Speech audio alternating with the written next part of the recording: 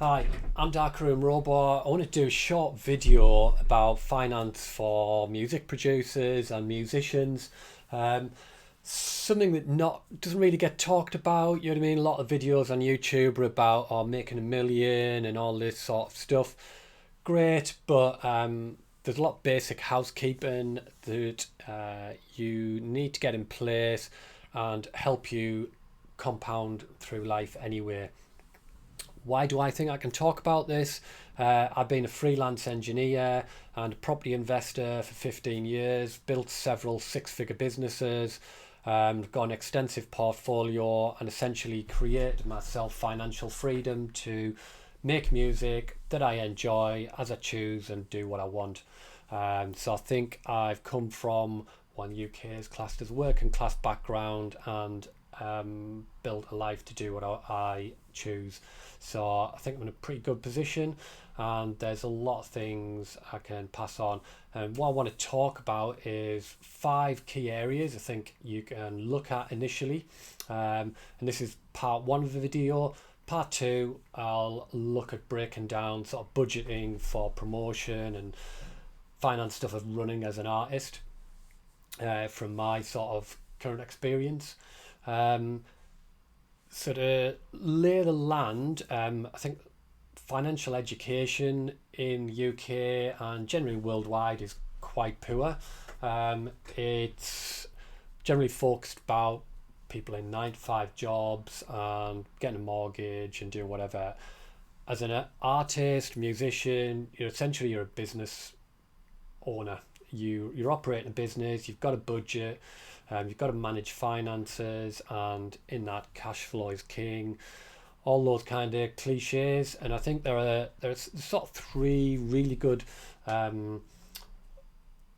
source of information that I think no matter what stage you are at, they will provide you a lot of clarity and information about the macro level of finance and the micro level. The first of those is an investor, Dalio, did a 30-minute animation called The Economic Machine. It's on YouTube. You can watch it as many times as you want, and he explains how finance works, how banks work, how money is leveraged and used in a very concise and entertaining way. Really great. You can check it out. I'll put a link in the details of this video. The other two are two books that basically explain about finance. One of them, Rich Dad Poor Dad, is set in a story allegorically about a child who's got his own dad is poor, his friend's dad is rich, and the lessons through life and how that portrays out in the approach to being rich or poor, and helps destigmatize money. Really, money's just something to exchange for experiences and leverage effort of other people to make things happen. The second book is by Tony Robbins. It's a little bit American for me, but it's called Money Master the Game, where he has spoken to some major leading investors, including Ray Dalio, who wrote the animation that I mentioned earlier. It's very yeehaw kind of, wow, check this and do the.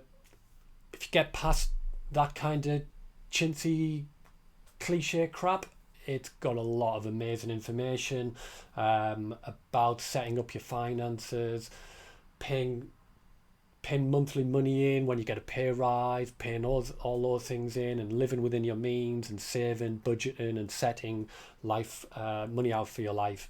And in that sense, it's a really good book that gives a macro level appreciation with deep dives into certain areas.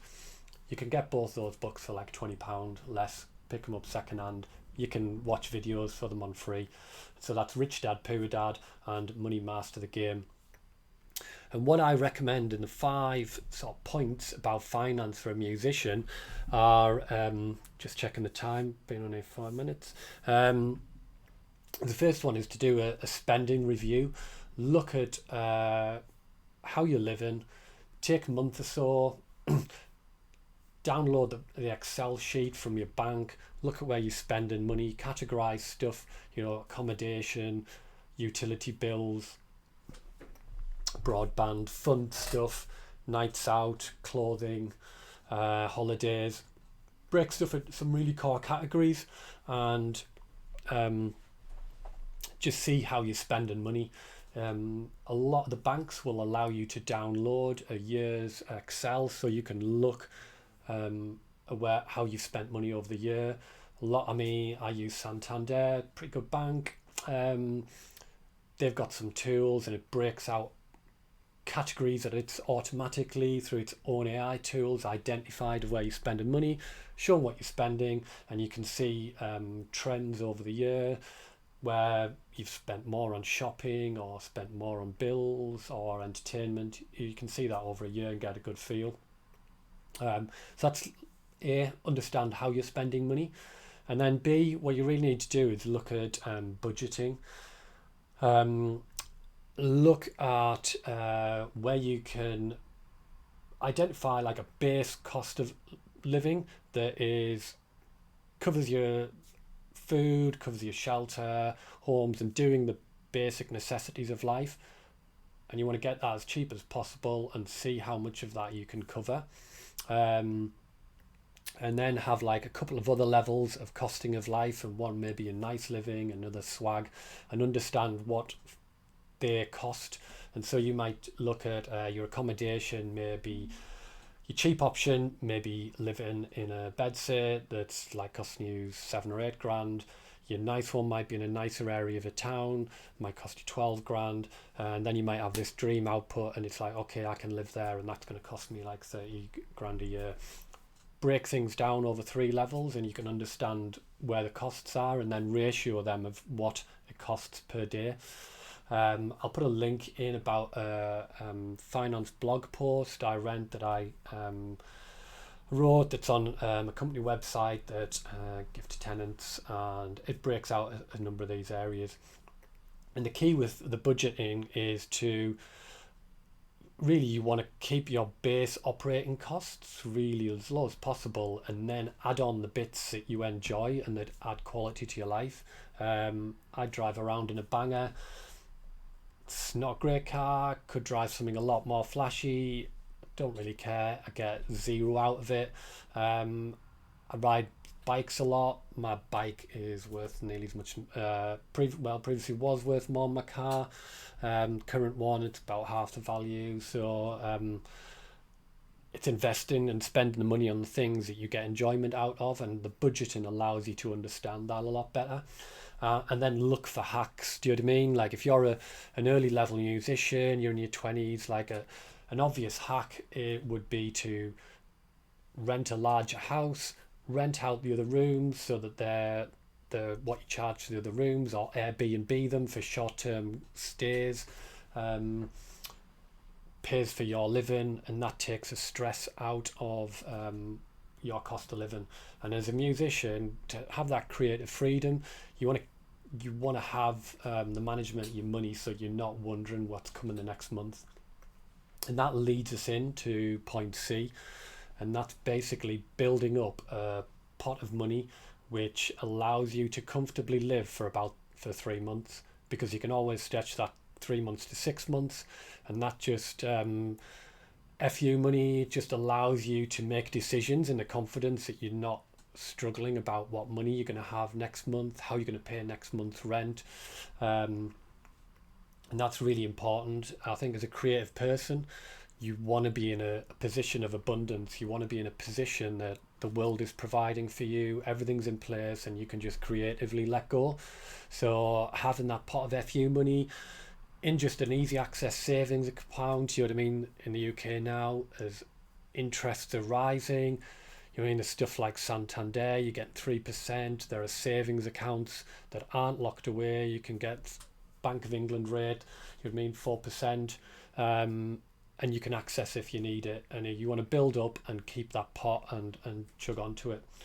And that leads us to the fourth point, really, in this. If I remind myself, yeah, you want to be targeting to Once you've got that budget in place and you're building up your pot of FU money, you want to then be targeting to be saving at least 20% a month into another fund.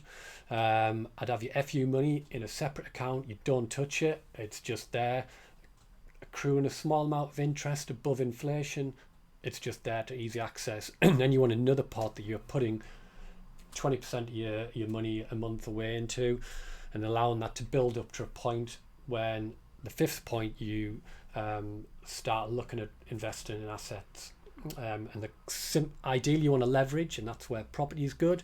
But that I'm appreciative where people watching this might be in their 20s, might just finished uni, or low paid jobs, as you know what I mean, because you're spending a lot of time making music and getting gig money. But the idea is you want to build up another part of money that you are investing into assets, whether that's share companies that pay dividends, index funds, and ultimately then stack it into businesses. If you JV'd up with people you know, running club nights, things that are generating money, and then you keep stacking that money and building that up into assets that you want to be earning money off when you're sleeping. Just like when you build up a big catalogue of quality songs that get streamed and played and sell a lot, they are an asset that recurrently pays you money without you working that particular moment. And those 5 things, if you get those in place and you compound them year on year, they will build up over like 10 years plus into something significant. And that approach to managing your money is huge. Don't believe any of the BS that you see on any of these fake gurus. No one becomes rich overnight. No one becomes rich without having really good foundational skills of managing money. It's why in the UK, 90 odd percent, I think it is, of people who win the lottery are bankrupt within 3 to 5 years. You need to learn budgeting, managing your money, compounding savings in interest so that they grow rapidly with minimal effort. These are really foundational skills. Whether you stay as a music producer and make it into a Calvin Harris and Eats Everything, or Special Request, you know what I mean, you make it to that level, or you just regularly performing on a Saturday night at your local club, or just putting tunes out and purely not making much money out of it. Those skills will allow you have the financial base to enjoy it and not be worrying about making money out of what is a very fluctuating industry. Because the reality is it's a saturated market and there's infinite number of people who want to make it. So you've got to have fun making the music, and that's got to be your reward. All the other stuff is a bonus. And what I've talked about in these 5 areas and the financial literacy and skills will set you up to have a great life regardless of what you do with the money. But if you get better and you really are successful in money, those foundational skills will be even more beneficial and ensure that you maximize that use. Hopefully, hope you enjoyed the video. Drop me a comment below, subscribe to the channel, and in the coming weeks, months or so, I'll do a follow-up about budgeting as an artist. Thanks a lot. Take it easy.